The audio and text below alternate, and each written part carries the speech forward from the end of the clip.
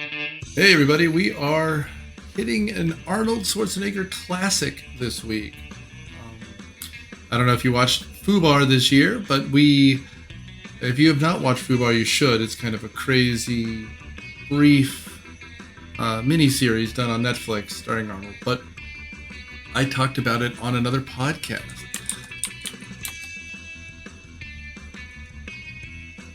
In fact, you should look up the Jacked Up Review Show because I, in fact, will be there.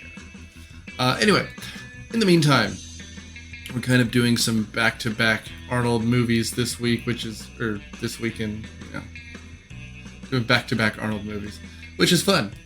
And, it's nice to talk about silly action. Anyway, thanks for doing all you do to get us on the charts. And just as a side note, this was an old episode that used to be on our now defunct Patreon, and I will not be the one introing it. It will be our good friend of the show, John. Thank you.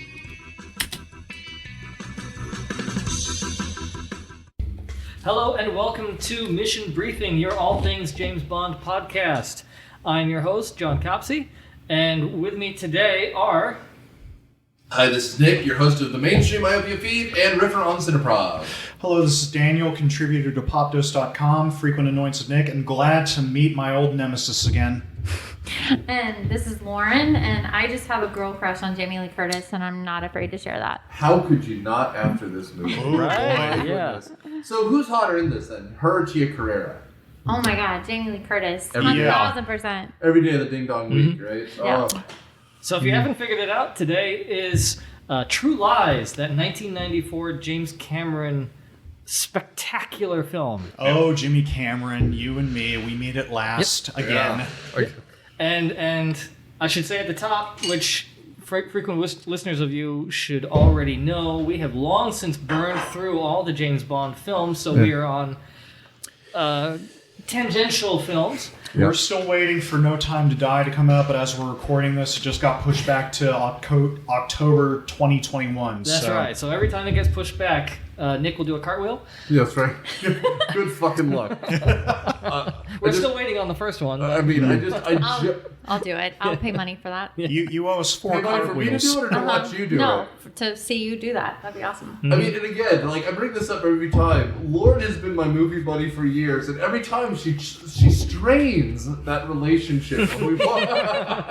Not as much as that cartwheel will strain your back. Oh my god, I will be down. I'll just be soaking in a bath of like Epsom salt and disappointment. That's what it is. Not unlike this movie. That's right. Segue. This is that fantastic mid-90s kind of action flick. James Cameron, I'm not entirely sure where this falls in his directorial domain. Daniel, I'm sure you know. It was the movie he did after Terminator 2. Right. There you go. Okay. And so apparently this was based off a French film. Yeah. La Totale?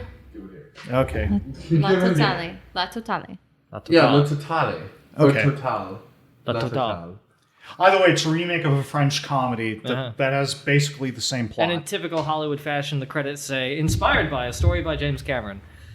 And like the reality shows that, hey, I created this reality show, which means I saw it on Dutch TV.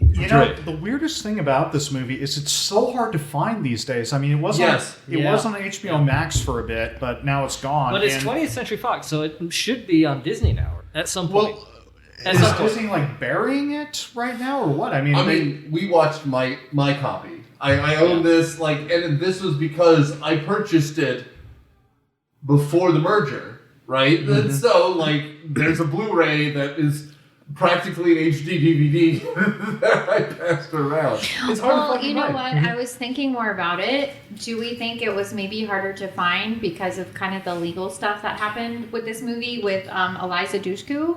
Oh, please tell us. Go. Enlighten us. Oh, okay. Point of order here, because she told me this personally. It's not douche, it's dush, like push. Dush. I embarrassed myself. Okay. Elijah douche, Dushku. Eliza Dushku. Who is the daughter in this film? Yes. Who plays the daughter? Yeah. There's been a lot of legal stuff on that because she's come out. I believe it was just last year this past year saying that she was assaulted on this movie by the stunt coordinator when she was 12. Yeah. Really? So, yes. That would do it. That definitely So happened. I'm thinking maybe it may be because the legal ramifications of it was why it's harder to find, or maybe not so available, or the rights aren't out. Well, that I don't could know. very well be it, although amongst the two, I imagine Eliza's the one who would kick his ass these days. Oh yeah. Oh, yeah, absolutely. Although, I mean, and again, it's a shame because it's other than the third act, which shouldn't happen, it's a fun movie. It is fun. It is very fun, but It's kind of like Great movie. the new Star Wars movies. Like it hits all the right points. I wouldn't call it a classic, and it's not something like a must see, but it's a good movie. we'll It's entertaining. Yes. We'll get into this in a minute, but it doesn't do the one thing that Bond's always managed to do. Be married? Allow you to suspend your disbelief. Yeah. I mean, well, I'll disagree with that a little bit. I do like the world it plays in because there's non-spy people in this world, and we'll get to Bill Paxton, who's kind of amazing in this movie. yes. R.I.P. Yeah. Bill Incredible. Paxton. I'm still missing you, man. Also, I mean, Charlie Heston has an eye patch. Like, what else do you want? Jonathan Hudson has a freaking iPad. This was his great. audition for Nick Fury. Dude! It really was. It's fantastic. So, question: is that what Austin Powers makes fun of later? Oh, You know, the Austin Powers, dude, the iPad thing? absolutely. Is that, okay. Yeah. I This thought so. also, I watched this with Zeus, and I was like, Spy Hard rips this movie off Yes. also, like, really hard. Like, the scene in the elevator, I think they even got the same two old people, and, like, the horse in that movie takes a wicked shit. And it's just like, oh, it's so great. Charlton Heston in this movie. That was something else. It's No, like, this like- has tons of 90s royalty. Oh yeah. Tom Arnold. I mean, I'm just Charlton saying. Heston was Tom 90s Arnold. royalty. Tom Arnold. Tom Arnold. Arnold Schwarzenegger, Jamie Lee Curtis. I mean, Bill Tia Paxton. Carrere. Those are just 90s royalty. Yeah, So, Tia great Carrere. cast. Yeah. Dude, and a smoking hot Jamie Lee Curtis. Yeah. Well, it's so funny Total that... girl boner, and I'm not afraid to share that. She's Dude. awesome. I mean, we can talk about your genitals later, but like, no, it's funny because they I'm not gay, but No. for her, If you were, yeah, she's on the list. Well, and I will say, Arnold here, when he's not like raging out, he's a handsome motherfucker too. Like, it's so easy because especially since the last movie he did before this is Terminator 2, and he's just a beefcake. Here, he's like especially when he's playing like dad bod, he's like his shirt is kind of loose, and they don't put him in skin tight shit. He's wearing just work shirts, and you realize, oh, he could just be a dude. I think Arnold Schwarzenegger's underrated in a lot of what he does, because I remember, I think it was 2004, where he was one of the keynote speakers at the Republican National Convention. Sure. And he made a joke about how someone told me I'm as good a politician as I am an actor, and I was like, wow, what a cheap shot. But I think he's actually capable of being a great actor. I got a 4K player recently, and one of the first 4K Blu-rays I got with it was T2? no, it was Total Recall, Oh, nice. Great. which looks great. Yeah. But he's really good as an actor in that movie. He's like genuinely scared when he needs to be scared, and in this, I think he's pretty good too. He's like funny when he needs to be He funny. I did agree. make the jump very well in the, I guess, early 90s, when, like, going from the beefcake movies of the first Terminator movie and, like, Demolition Man and, not Demolition Man, that other one that was like Demolition Man. Last Action Hero, is that what I'm Maybe, thinking you know, of? it's That's like later. the beefcake action hero to an actual actor. Yeah. And, like, Kindergarten Cop in this movie, like, he could show his comedic side as well. No, Agreed. I love Arnold. He's definitely got more props than people give him. Yeah. And I love, Nick actually shared it. Recently, I love his little video that Arnold shared with him getting the vaccine. Yes, yes. Yeah. And he goes, "Come with me if you want to live." Like, and his speeches he's given recently, he just seems like a generally a good human. And if you haven't followed him during COVID, he has like a donkey and two ponies and a dog, and he's just like, here I am with my stogie. And the ponies are just here because you should be at home. You should not be out on the street. What are you doing? You're maniacs! And he's just like, here I am with my stogie and my ponies. And you're just like, oh, little Arnold. He's a 70-something-year-old man who's got at least $100 million in the bank. He can do whatever he wants. He's one of my voices on my GPS, so it's great because we'll see like accident ahead, get out. So, This is great. John, I think we should go into why we picked this as a Bond movie because it's all at the opening scene, especially with Arnold's. Absolutely. You're the host. Sure, You should take it from here. If this were a Bond film, I actually wrote in my notes, this is the cold open. But it's not, since we get the title sequence immediately, and then we go into this sequence where he's breaking into I guess it's a terrorist-funded kind of party where it's a bigwigs from all around the world meeting up in Switzerland and doing something. They're specifically looking for this billionaire who's apparently an arms dealer who may or may not have, well, it turns out he did, sold a bunch of nukes that he stole from Pakistan to a terrorist group. Right, so he was looking for the computer that had the various lists or bankrolls or whatever on it. So he had to break in a sneaky spy way. Well, he did it by ripping off Goldfinger. Oh, absolutely. The wetsuit, he's just swimming up there and it's like chiseling through the ice, and then he gets to the grounds and he just puts the wetsuit off and he's already got the tux on. Which was fantastic. And it looks like a dry, pressed tux that he had scrumpled underneath a wetsuit. And it looks like a Sean Connery tux, too. It's got the white jacket and the black pants. Yeah, And he breaks open a capsule of, like, cologne. Yes. Yeah, so he doesn't smell like nasty water. I mean, classy as fuck. Now, according to IMDb, apparently this movie caused GoldenEye to get rewritten because the terrorist organization in this were supposed to be the villains in GoldenEye. Oh. Wow. You mean the Crimson Dawn or whatever? Crimson Jihad? Crimson Jihad. Yes. Oh, I thought 9/11 really changed that too, obviously. Well, this This came out in before. 94. Yeah, before. so- No, Yeah. I'm saying Right. Well, funny you should mention that, Lauren, because after Titanic, and I feel like I should put on nerd glasses here. I mean, don't worry, you already have. Okay. They were supposed to do a sequel to this that James That's Cameron what I'm was talking about. contractually obligated to, but then 9/11 happened, and the producer's like, no, we can't put this into development. It's just gonna be tone deaf. Yeah. Well, and for those who haven't seen the film or don't remember, it is jihadi terrorists who threaten to blow up cities in America with nuclear bombs. That's right. I think The Rock did that plot better than Came out they after do this, here. didn't Yeah. it? It did come out after this, but I think overall that was more effective. Because this movie isn't about that. That's kind of the side plot. The real thing about this is Arnold Schwarzenegger is a super international spy, but when he's not spying, he goes home to his wife, who thinks he's selling copiers. Yeah, Right. this is intentionally like a comedy. Like it's very, and I think it's worked. It's very funny, but like half of this is that it's a comedy. I think. Yeah. Well, the opening scene is all about Schwarzenegger breaking into this giant mansion with a party, and he does something spies aren't supposed to do, which is draw attention to himself. Like he walks. here's my invitation. No, that Here's my comes. invitation. That comes a little later, but even before then, he's like going, "Why?" And he's like speaking, I think, in Swiss, but he's like, "Why are you serving us this? Where's the garlic? This is garbage." And Well, then he was doing it to defray attention because he was the chef or something was saying like, "Who are you? Like, why are you coming out of the kitchen?" But then he runs into that one guy and he's like, "Colonel, so good to see you again." You get to cool your tits here, Daniel. Well, Because and he dances tango, like Well, not exactly. That's more to Daniel's point because he Right. really draws attention to himself. Right. There. But But like this- walking through the crowd and saying, "Hey, how you doing? How's it going, General?"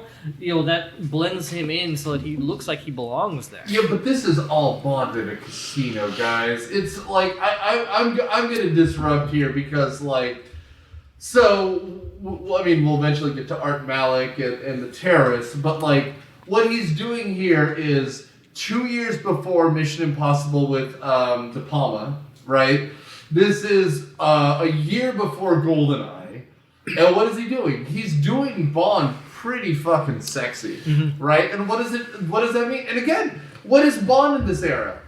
He's about to first base it with Natalia and with Xenia on a top. And then the second movie, we even have a party scene in Tomorrow Never Dies, right? So I don't think Of all things, 3D glass or not 3D glasses, X-ray glasses. And you know what? Cheapest of Q gadgets. Well, fair, but there's no gadgets here other than a really schway van with Tom Arnold in it. You know what? He will never be Q, and it's fine because he doesn't pretend to be Q. Who's the other guy in that van? Oh, they call him Faisal, right? Yeah, he's a no one from nobody, but he does end up with comic relief in like 1,000 movies. I also think he ends up in Spy Hard, so he's fine. I mean, he's fine. Yeah, this is the best Tom Arnold movie. I will say that this is the best Tom Arnold movie. Meet the Stupids.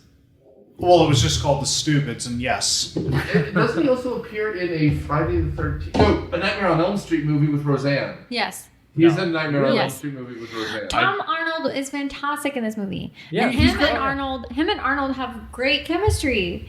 And Tom Arnold, and they share a name. I love researching and doing trivia on the movies that we do on here just to kind of see. But Tom Arnold didn't think that he would get cast, and at all. He just wanted to audition, and he wanted to meet James Cameron and Arnold, right? But James Cameron picked up on that chemistry between them right away. I love the back and forth that they had. Yeah. Arnold and Tom Arnold. I'd like this movie if it was Tom Arnold as the lead. I agree. I mean, I only disagree because he's not really an action hero. That's the point, though. I mean, he's the sort of guy who would, and we're getting later into the plot, but he's the sort of guy who would use an international spy agency to spy on his wife, who he thinks is cheating on him. I mean, we'll get to that because that's funny. But the guy who we were talking about before, the guy who plays Faisal, is Grant Heslov. He's also in a bunch of movies that you may or may not have seen, but he's in Argo, Ides of March, Good Night and Good Luck, The Men Who Stare at Goats, and Argo. He's a good actor, and he's done a lot since then. Yeah, he was definitely recognizable. I couldn't have told you where he came from, but I definitely recognized his face. Yeah. And he's solid in this. He's the tech guy, and he ends up being in briefly with the terrorists in the third act. Right, he's part of the camera crew, which that's right. They infiltrate the terrorists. And then the movie takes a weird turn. We'll get there. Yeah. You want to do the plot? Yeah, okay, so I think we've already talked about most of the plot, but the broad brushstroke is Arnold is an international spy. Jamie Lee Curtis is his wife at home who doesn't know what he's doing. She thinks he's out at conferences or whatever, selling computers. Selling computers. And his daughter. And his daughter is at home selling, too. Wait. Selling computers and his daughter. All right, yes. that's an interesting business. Although in light of the lawsuit, probably not best to go there. But so she's your typical renegade teenager. She's stealing from Tom Arnold when he comes in and hanging out with her boyfriend on a motorcycle. And so we get lots of scenes of Tom Arnold and Arnold Schwarzenegger talking about kids and women and wives and how they're not good. A lot of this coming from Tom Arnold, who's on his third wife, I think he says. Third or fourth, which is a joke. I don't know when he divorced Roseanne, but like... Well, that whole thing about what kind of cruel bitch takes the ice cube tray from the freezer is apparently a reference it's to... apparently a true story on his actual divorce and what happened between him and Roseanne. And he was telling James Cameron about it, and James Cameron loved it so much that he incorporated it into the script. And James Cameron does know something about divorce and how it can be funny, so hey. Yeah, I mean... And James Cameron wrote this script, apparently. John know that? Yeah. I'm not surprised. I believe it. Yeah. I mean, it also screams of a Stallone thing where, I have to be the guy who writes all my own scripts. Mm-hmm. So, I mean, I know, I do aware that turned into a Trump right at the end, but I'm doing my best. And so that's where a lot of the movie dwells, is on the interaction of Schwarzenegger and Jamie Lee Curtis, who's his wife, as she finds out what's going on. That he's a spy. Yeah. Not too much later. Exactly.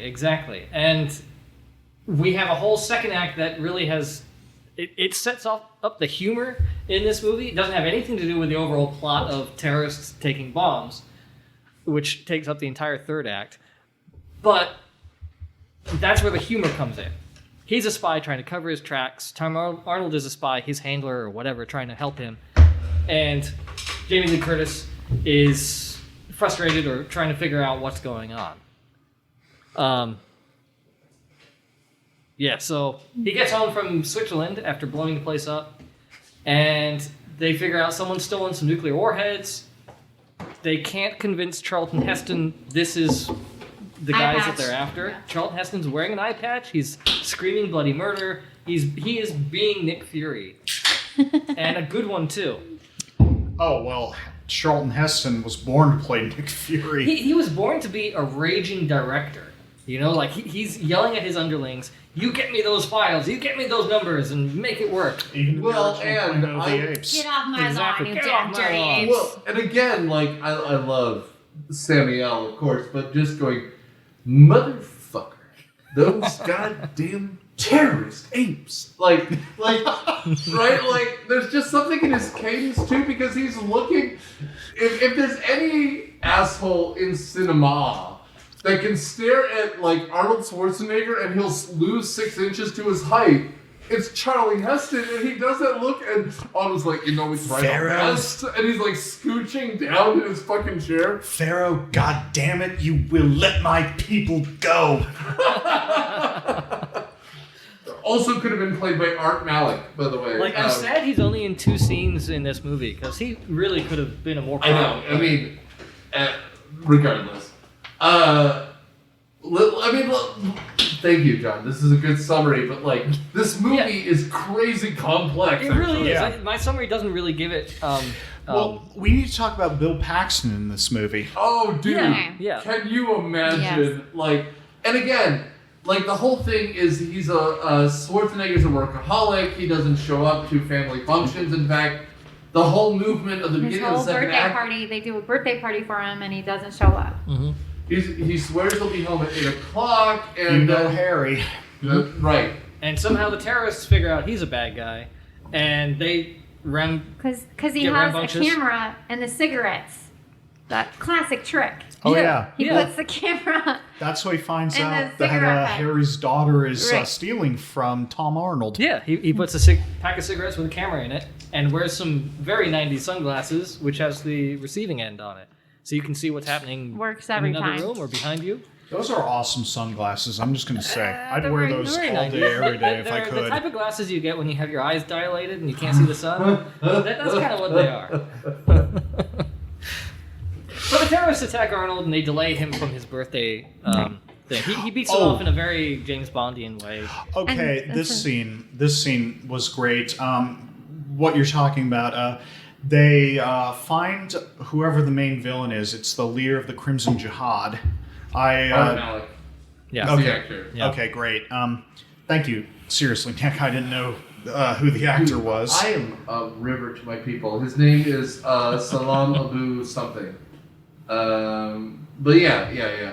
Also, I want to introduce one other character which we skipped, which is Tia Carrere, who is Yes. Yeah. a Persian arts expert. Yes. And she's in there. The chick from Wayne's World. Yeah, So and- everyone knows. Yep. And I mean, first of all, Cassandra. she's a gorgeous woman. I think she's Hawaiian, but she has this kind of, smoothness about her, and so she's supposed to be the art expert of Persian art. They feed it into his ear, and he goes, "This is Persian," and so she's immediately into it. And he Though- literally sweeps her off her feet by taking her for a very energetic tango.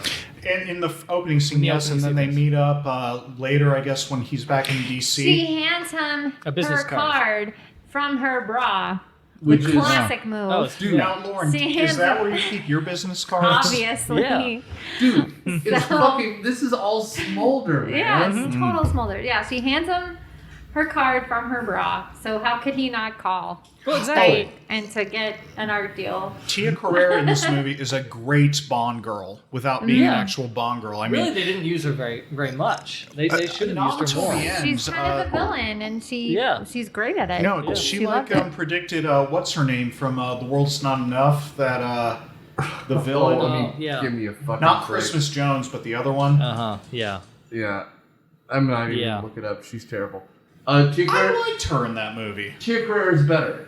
Yes, you know what? absolutely. Yes, I agree. I'll give right you here, that. she is better. But I mean, but the thing about it is, a good Bond villain is used the same amount. right? Like that's what they're doing here. And by the way, the card in the bra, which sets up the next thing, it's supposed to be sensual, hot, and you know what the thing is?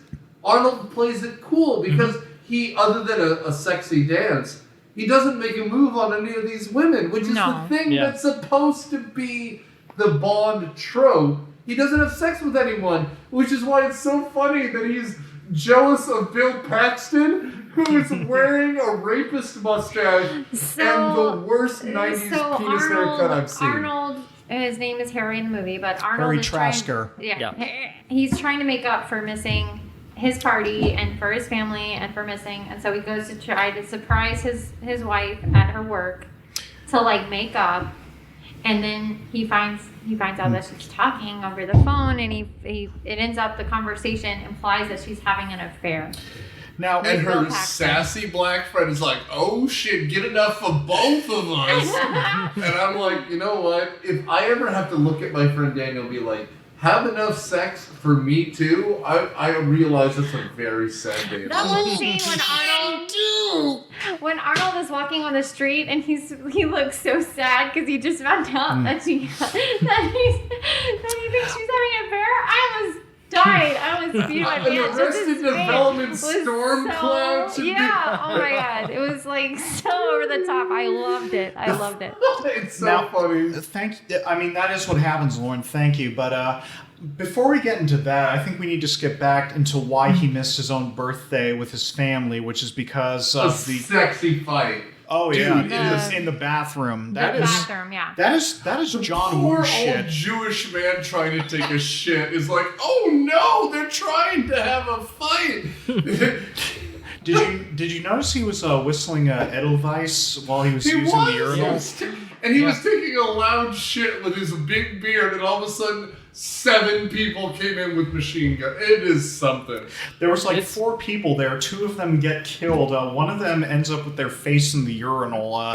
Not sure. I forget what happens to the other one. Tell me who you're working for. Well, he chases him. There's one guy he chases. Which that's the leader. Yeah, that's the leader. Oh, he's on a motorcycle, and Schwartz is on a horse. It's on a horse. He rides through a hotel on a horse. They both get in elevators in the motorcycle and the horse. Yes. Okay, this is part of where the illusion shattered for me. There are no skyscrapers in Washington, D.C. It's obviously in Alexandria. Yeah. But I mean, again, this is a scene which they rip off in Spy Hard, and it feels closer to Spy Hard. But I love the little humor, that's sprinkled in. Funny. It's great. Because you got the old couple even in the elevator. The couple that goes on the elevator, the guy's like, "Oh, beautiful animal." Could you push the button for the top floor? Whenever the horse's butt moves, the woman's like, like they have to move with it, and then she gets beamed in the face with the horse's tail constantly. What about the scene where they're trying to get between skyscrapers? The terrorist leader makes it on the motorcycle into that pool. And the horse doesn't jump. Well, there's that Harold Lloyd reference with Schwarzenegger dangling off the building, holding onto the harness. It's a good bit, man. Yeah. It's funny, and the horse is It reminds you that, yes, this is a comedy. Yes. He's talking to the horse. It's like, you couldn't just go the extra few feet? Just, come on. You couldn't Well, and the last line is like, he goes, "You call yourself a cop?" Yeah. And he goes, "Come on." Oh, yeah, he steals that horse from a police officer. He's like, "Federal agent in pursuit of suspect, I need your horse." So, fun trivia. Oh, please. They eat the horse? Arnold almost died in this movie with the horse. No kidding. Yeah, with that horse. The horse bucked him or something. It was bad. Bucked. That was one of his... Bucked him. Bucked. This wasn't Zoo the documentary. Oh boy.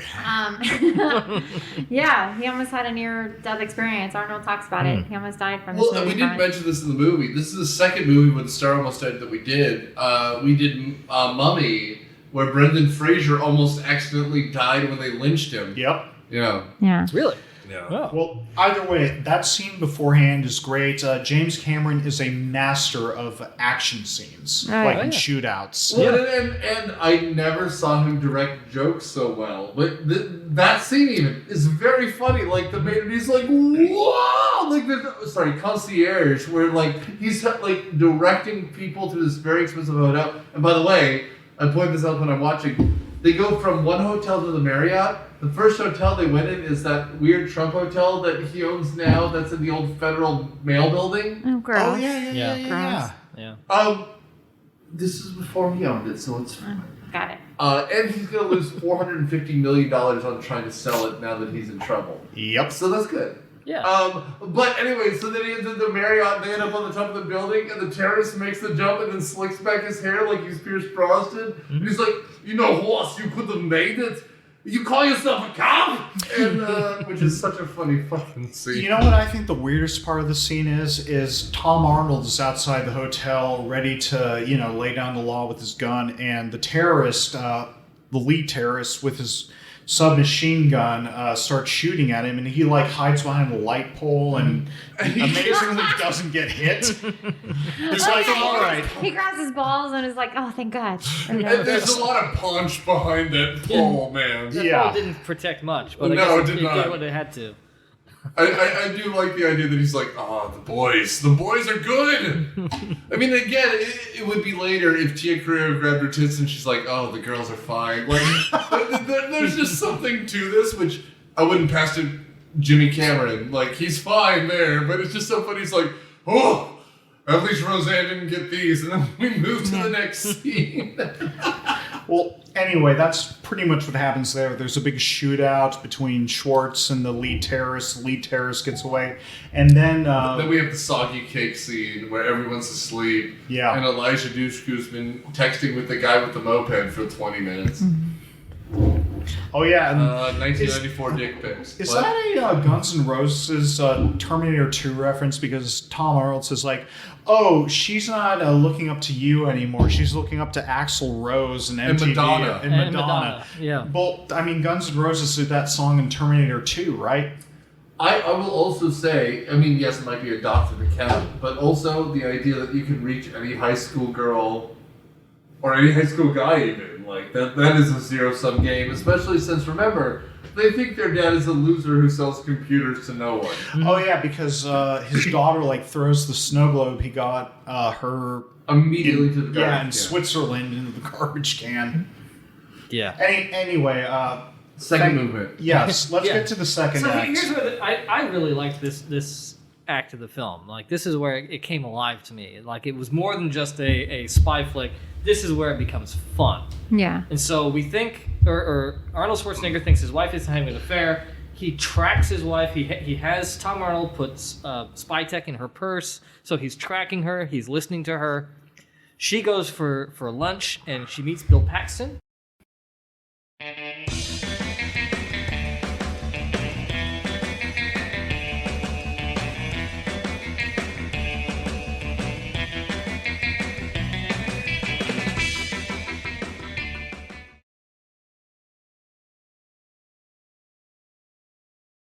Oh, yeah, okay. So we were, Bill Paxton is a used car salesman, and Arnold Schwarzenegger goes to his car lot and takes the car for a ride, his sexy Corvette.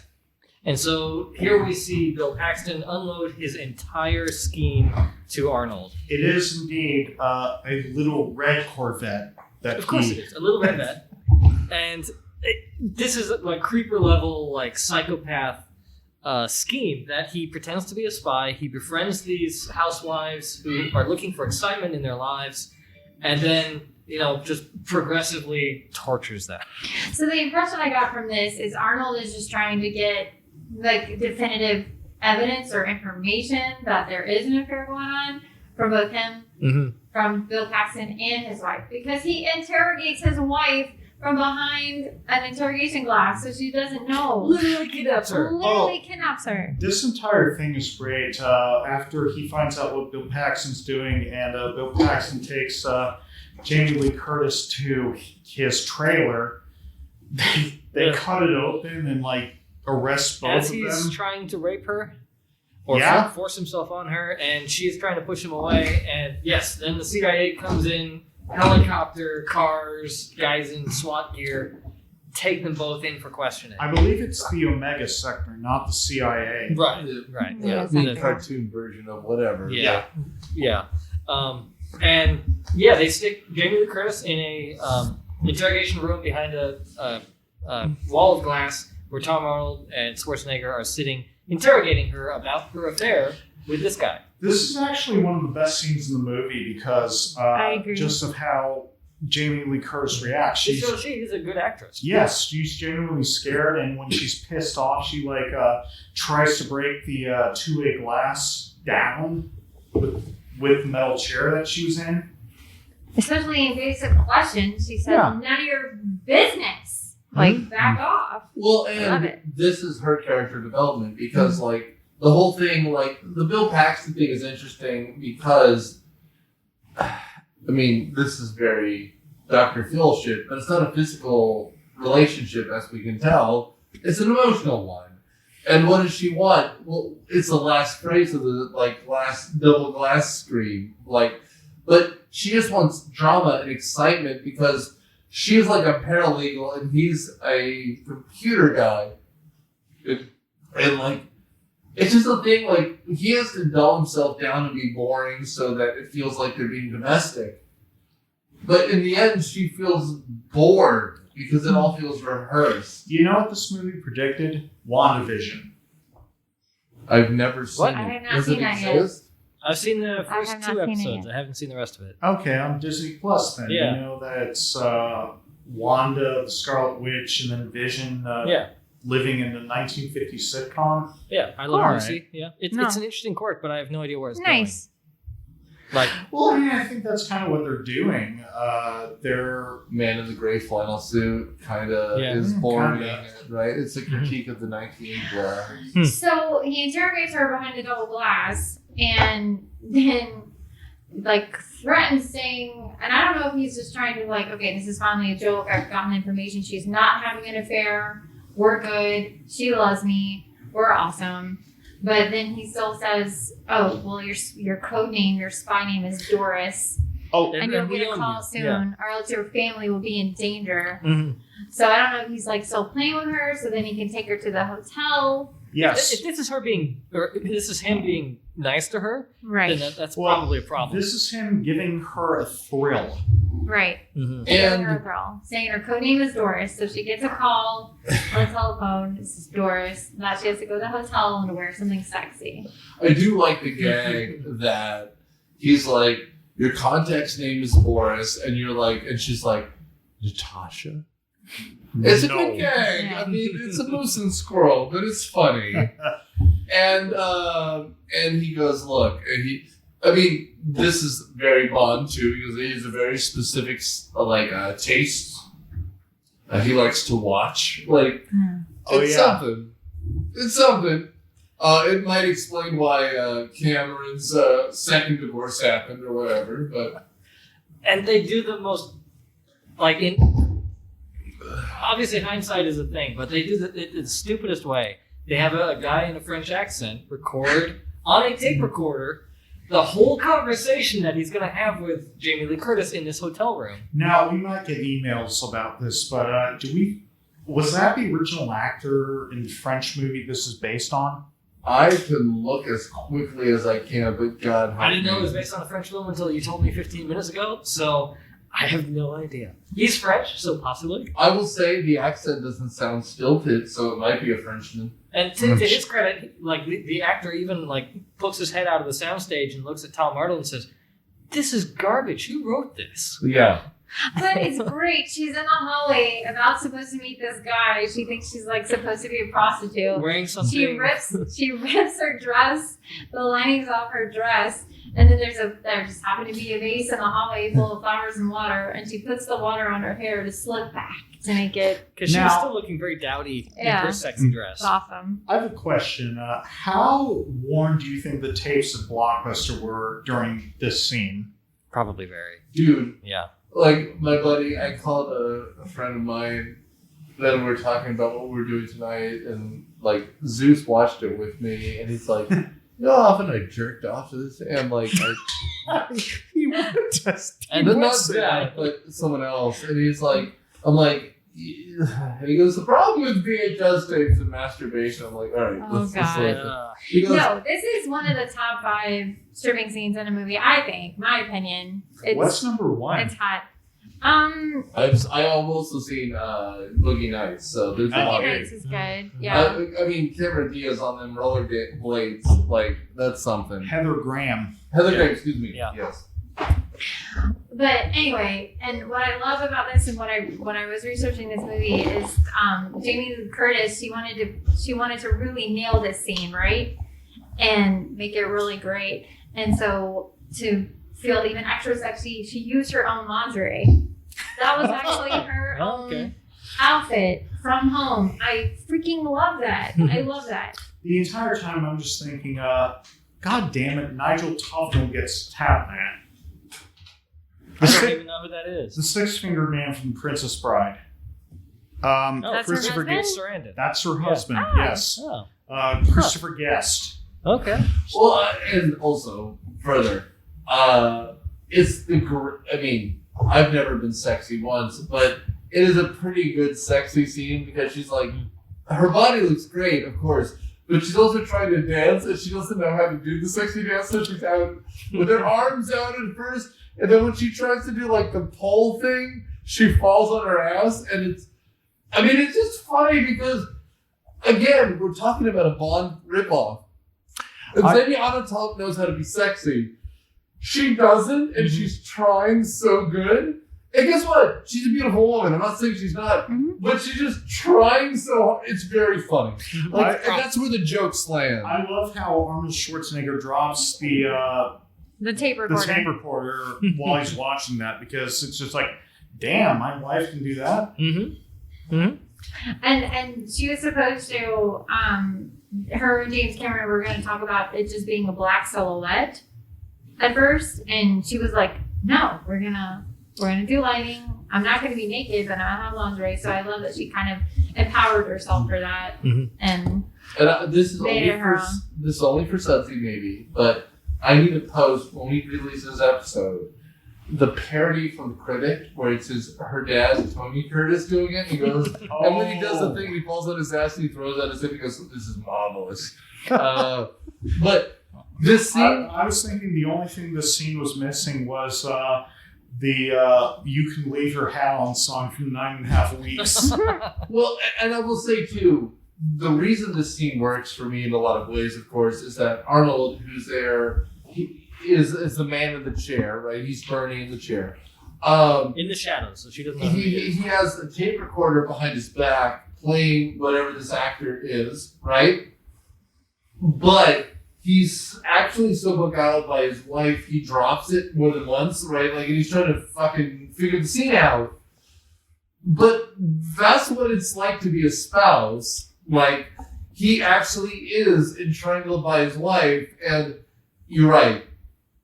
Jamie Lee Curtis is the most beautiful woman ever. But he is also terrorizing her because she thinks she's a random stranger, and then he tells her to get off the bed, so she thinks she's about to be like raped, basically. Yep. Right. Yep. Which is why she knocks him out with the telephone. The telephone, yes. But I will say 3 things about this. First, you're right.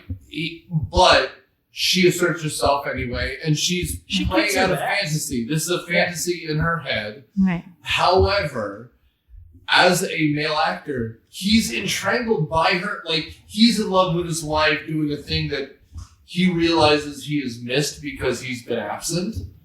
I don't know. It's just... It works. This is a movie... Because Bond movies generally, until the Craig era, don't think as much through.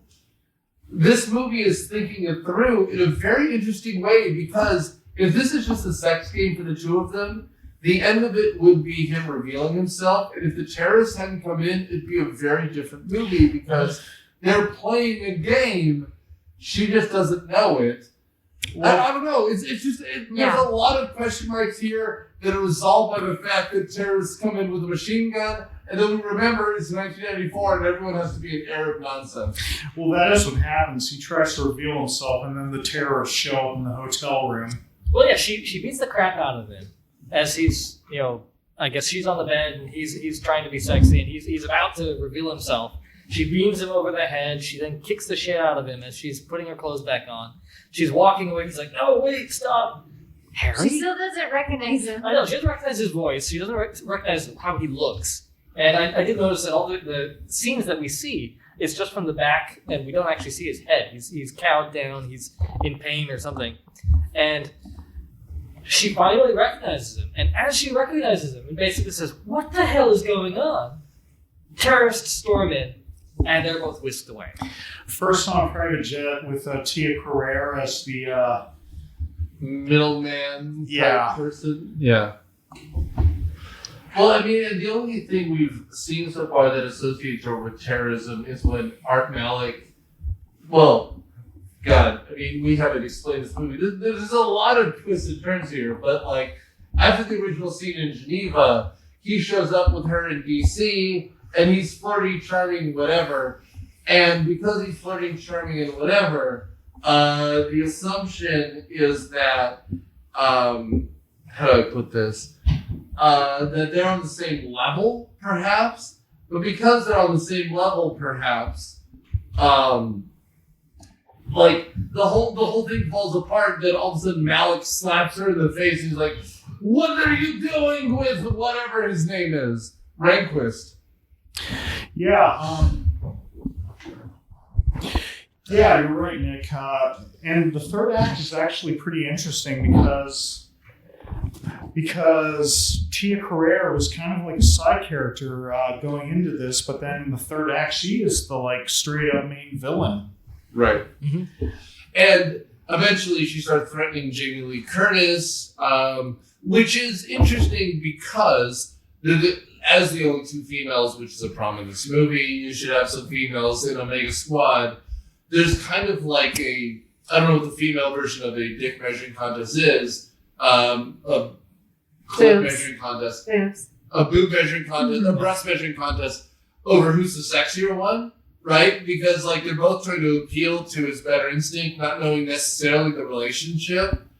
And my favorite part is the whole time, since he's a computer guy to her, Jamie Lee Curtis is just kind of like, he doesn't know what he's doing. Oh, that was a great scene where he sees a nuke and tries to pretend like he doesn't know what it is. It's a humidifier. Or an espresso machine. No, it's an ice maker. That's what it is. No. And then they grab her and put her like in a hold with the gun to her head, and he goes, "Okay, fine. It's a nuclear weapon with blah blah blah blah." Well, they give him the truth serum at this point too, right? Oh, wait. I'd like to make one observation. When they're on the plane, when they're kidnapping the terrorists, they're put on the plane with Tia Carrere. They're giving them kind of a little interrogation. They both think the terrorists are after them. Yes. Arnold Schwarzenegger says, "Okay, they're after me. She doesn't know anything." She thinks this is all still part of some sort of spy ring, sex game, and they're after me, Harry. And she says, "Hey, don't worry. They're after me. Don't worry." And she has no idea what's going on because she thinks he's still a computer guy. And it's not until... And they both trying to take attention away from each other. They're exactly. like, you don't want him. He's not important. They mean nothing to me. She doesn't know anyway. Yeah. Oh, yeah. Ditch the bitch, I think, is a line of this movie. Yes. It's a fascinating and fun little game that they play with this film. Until they all get into prison and they're being interrogated. And she realizes, oh, he is a spy. Oh. This is weird. Yeah. Have you ever killed anybody? Mm-hmm. Yes, but they were all bad. Yep. I mean, the classic line. I will say that leads us to the greatest gag of all time, where she tries to shoot the Uzi and it falls down the stairs, and like this is where Kelly walked in, and she just gave that tut or sigh that all women do, and or at least directed toward me, and she just immediately just walked out because this is a preposterous scene. See, I was watching that, I'm like, well, that's one way to do the Odessa Steps sequence, but I mean, good for you, James Cameron. I mean, this though. I mean, from the moment she's in the room or about to go into the room, where she's wearing these like 90s ruffles and tears them to make her more sexy, she becomes the power, like... a far more interesting character than... Well, and I don't know how to put this, and I apologize for women in here other than our lovely friend here, but like the lifted breast and like the power look, it's not sexual here. It's a sign of power in the same way that Captain America shows his pecs. Like, Because, like, you're like, oh, this is a sexy scene. No. Jamie Lee Curtis is now the power of the scene in the way that Arnold is. Because, like, as Arnold gets, like, Captain Kirk, where, like, his uniform gets more and more torn, she's just showing, like power, like, boobs out front and holding a gun. Like, and she gets more confident doing so. It's not sexual to me. It's like she is becoming the action heroine that Arnold is, and by the end, she almost becomes more powerful than he is. Except for the fucking last 20 minutes, where all of a sudden it becomes about their daughter, which is nonsense. Yeah. If you cut that out, it'd be a better 100-minute movie than ends up being a 2-hour and 20 minute Well, she thinks Arnold's dead too at one point. Yes. Because the main terrorist shot over the lake, and he had to run and swim under the lake. So she actually thinks he's dead. Right. The Schwartz kills a shit ton of people, starting with under the truth serum. He like throws a scalpel into that one guy's eye, and then breaks the torturer's neck, and then from there it's just like it's Murder City. Well, I think there's even a line from Jamie Lee Curtis about how she married Rambo. Which is funny. Mm-hmm. That is funny. That gave me a joke about. That's good. I mean, if you see something like what Bond or now Harry is doing, like, it's preposterous. It's something out of a film. Absurd. Yeah. Well, also during this sequence, there's the whole thing with the limo about that T. Carrere's on and Jamie Lee Curtis is on, and the nuke's about to blow up to show the Crimson Jihad's power, and it does while Schwartz and Jamie Lee Curtis are making out, but that's how Tia Carrere dies, is she's on the limo after the bridge blows up, and yes, there is a driving sequence in this movie in the chase scene. So that bridge is in Florida, Right? Yep. and was actually going to be demolished anyway. Oh, really? Yes. Oh. So it was going to be demolished anyway. So they somehow made it to where they could use it in this movie. So part of that explosion of the bridge is actually real. Wow. I'm They were sure. going to do it anyway. I mean, it looks real, so Yeah, it must right. have been at least. Yeah. That's fascinating. They were going to do it anyway. Huh. So anyway, that's what happens to the main villain. But this movie doesn't end. There's like a 20-minute fourth act and then epilogue. And the fourth act is all about how the daughter was kidnapped. Somehow. Yeah. His Somehow daughter in- is up in, the like, hostage, and off-screen. Yeah, off screen somehow, like, I guess they set the bomb for like an hour and a half, and there was time to find his house in Virginia or DC or whatever, kidnap his daughter, bring her to a high-rise in Miami within this hour and a half? Sure. I don't know, the time Yeah, just seemed obviously. weird there. But again, Obviously. like, if the movie ended, because, like, I mean, Yeah, like I said, they both realized, oh, we're both spies now. Haha. No, but there's also a phenomenal scene where the two of them are embracing, they're kissing, and then a nuke blows up behind them. Yeah. Like, how great is that to the end of your movie? And they're just like, Eliza Dushku needs to be in the last scene, and he's like, I'm going to steal a Harrier. That's a Hitchcock ending, having two people kiss as a bomb goes off. Yeah. Or the Atomic Cafe, or, you know, sometimes, like, Erdl the Turtle shows up, and he's like, you know, you can hide in your shell. Oh, no. Oh, no. That was a good one, So Nick. he has to save his daughter. So he gets in the huge Air Force airplane to get it that he hasn't The driven Harrier or jet. something. Yeah. Later jet. He was 10 years in this jet, or Yeah. whatever it is. That was 10 years ago that they last flew. It's like it. riding a bike. Yeah. And he, of course, runs over a police car. Which course is it does. funny. Yeah. I mean, It's funny. the problem is, it's not that this is joke em ups, which it is. It's just that the movie should have ended with the fucking nukes. Like, Right. this is all feels tacked on. Like, Well, they just needed an extra action sequence, which they get on the building, which I loved the Harrier shooting into this glass building. It's very Matrixy. Like, Yeah, it you is. have the machine guns just plowing into this building, just destroying it and killing everybody inside. or they look out the window and they see the Harrier like rise up out of like the horizon line. Like that's also a good scene. Oh, the final shot with the main villain attached to a missile on the Harrier jet and Schwartzy going, you're fired, and launching it through the building. That was great. I will say the thing that bothered me the most is they apparently filmed it in Nakatomi Tower too, because it's all like the unfinished floor in a building too. Like it's just like, Bruce Willis is not a very good actor, so I'm going to do it myself. Come out to the coast, we'll have a few laughs. That's right. But he even looks at his daughter, like tilts his head, so she knows that he's gonna tip the terrorists off the plane. He looks at her like he's a fucking Labrador retriever. He's like, I'm going to tilt my head to know, like, there's a thing going on. You're holding onto glass, but just hold on harder. Dushku is great in these last scenes because she's the one who prevents the terrorist group from blowing up a nuke in Miami? Yeah. So, I mean, she steals the key to that. I guess they turn nuclear weapon turn it up. Pad. Exactly. It's like they say to somebody like, when I turn this key, what key? What this key, right? Oh, the Miami key, like the Miami press. Yeah.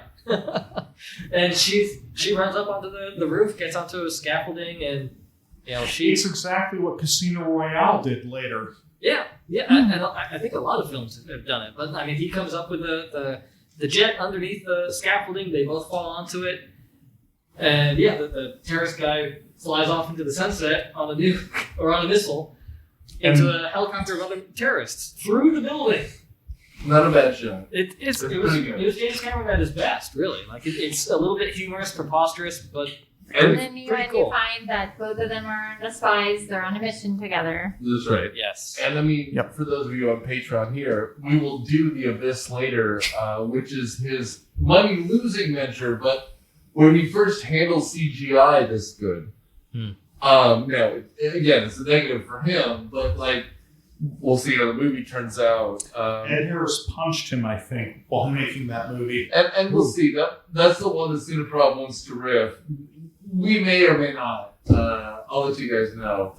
But in the meantime, that's how the movie ends after 6 minutes. This might have more endings than Return of the King. But the very last scene, of course, is Jamie Lee Curtis's wife and them kissing, and then they're both about to go on a mission, like they're Mr. and Mrs. Smith or something. Yes, exactly. It's the Mr. and Mrs. Smith ending where Jamie Lee Curtis and the Schwartz are basically back at the same party as at the beginning. Dressed to Kill. I think they're actually doing another tango. Yep. Oh, dude, it's the same tango. No. But Bill Paxton shows up as like a waiter.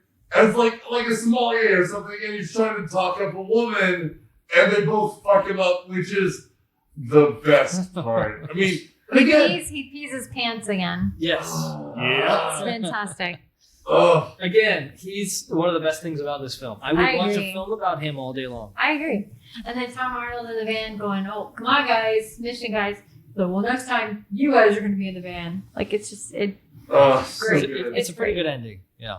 All right. So that's it. Let's go around the horn and give our final results. I have not seen this movie in probably 20 years.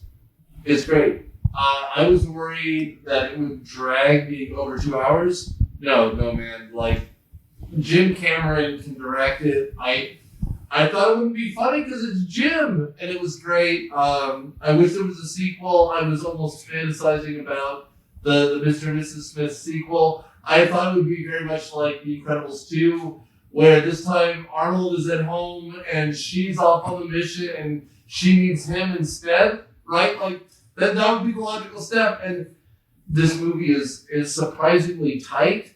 There's not a lot of fluff that I would cut. Beautiful. Well called, John. Thank you.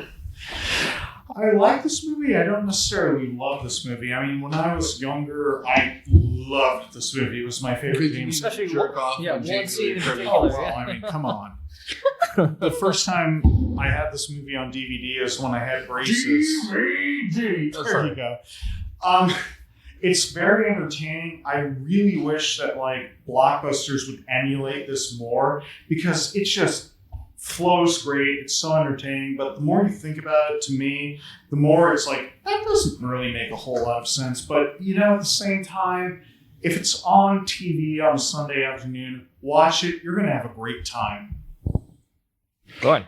No, I loved it. It was way more entertaining than I remembered. Is there a lot of plots? Like, is it realistic? No, but it's just entertaining. I love the cast. I think the cast is fantastic. It's, like I said, 90s royalty. One of the top striptease scenes of all time, in my opinion. It's awesome. Totally. Yeah, just thoroughly enjoyable. Is it going to win an Oscar? No, but will it entertain you for an hour and a half? Absolutely. And I'm going to have to agree. I don't remember when I last saw this. It must have been probably like some of the rest of us, somewhere in my teens. And seeing it again, it's got all the right points. I think I mentioned earlier, it's kind of like the Disney reboots of the Star Wars movies. It's almost a paint-by-numbers action flick, where it's high points. But where it deviates is the whole family side of it that eats up a huge chunk of this film that almost seems like a secondary film. Like, you've got two films together. The James Bond Gotta Save the World, and then you've got the marital affairs of Schwarzenegger and Jamie Lee Curtis, which understandably takes precedence, I think. That's where this movie came from. Like, we want to show a spy's home life and how that impacts things. And so it was fantastic. And it's humorous, it's action-packed, where it needs to be. The ending goes on a bit long, but whatever. Most movies do. Again, I would love to see Bill Paxton have his own film, or that character have his own film. I think that's far more interesting than this was. But altogether, fantastic film. So, that is it for True Lies, and we will see you next time. Like we said at the top, the next James Bond film has been delayed quite a while. So when that comes out, we will give you an update, and we will do something special for that. But until then, stay tuned, and thank you for listening to Mission Briefing. We're out. There we go. Nice. See some. Myopia Movies is a podcast production of Dude Letter Podcasting and is produced by Nick Hoffman. It is edited by Nerd Trinette and Daniel Sudis and is hosted by Nick Hoffman, with production assistance by Matthew Quinn, Daniel Sudis, and Nerd Trinette. The theme song is Surf Shimmy by Kevin MacLeod from Incomptech.com. Licensed under the Creative Commons by Attribution 4 license, Creative Commons /licenses by /4.0. Thanks.